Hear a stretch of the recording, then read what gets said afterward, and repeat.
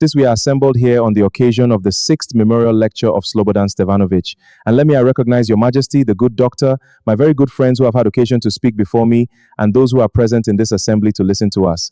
In your absence, our speeches would mean little, if not nothing. Ladies and gentlemen, rapons am Castle Ruka by is a Cassons, whose religion and Africa clue to that economy. I remember so very distinct several lesson and include of religion and for instance, if Africa was not free. The question whether Africa is then free beyond the flex that we made for ourselves. 1 year later, that young man stood up again in Accra, Ghana, in the presence of the freedom fighters of the African countries still under the colonial yoke, and reminded his audience that Africans had to free themselves. We must rise and claim our destiny. 2 years later in Casablanca, Morocco, that young man stood again and reminded his audience of the significance of freedom. 3 years later, on the 24th day of May in 1963, that young man stood again and 32 heads of states and governments of African countries that had regained independence, Benson and Mbase, that their independence would mean nothing if they did not act with a sense of urgency to liberate Africa. He reminded his audience on that day that while in 1958 he had said, "Seek ye first the political kingdom and the rest will be given unto you." There was a sense of urgency in regaining our independence in all its dimensions. His audience listened to him not, and as I speak to you today, our continent is not at ease. Our continent is not at ease spiritually. Our continent is not at ease economically. Of course, our continent is not at ease in our health. Our continent is not at ease in our education. We live in a continent which has great prospects, but is now in monumental difficulties, and that is why it is legitimate to engage in an inquiry such as this. We have been victimized many times. The Arab colonization project was a project not only of Islamization, but also a project of Arabization. And when the Arabs were done with us, the European tribes came.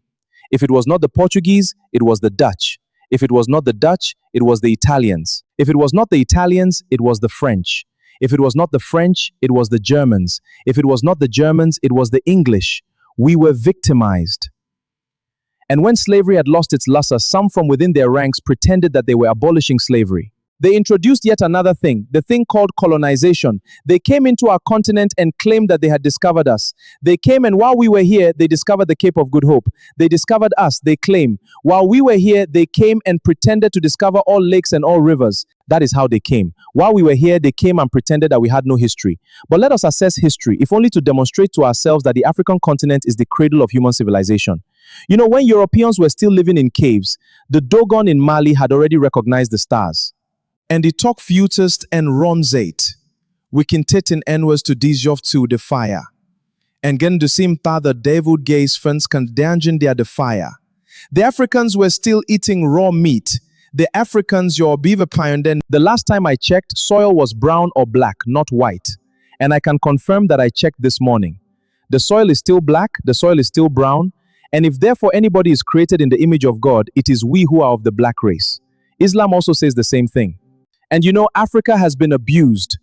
When you look at the maps that are drawn by European cartographers, Africa is smaller than the United States of America, and yet is larger, almost as large as Asia. They minimize us at all times. Even the thing they call the Middle East, what is middle about it? How can it be that Israel is not part of Africa, but Madagascar is a part of Africa? When we assembled here to talk about decolonization of the mind, we must remind ourselves of our history. The pyramids were made here in Africa.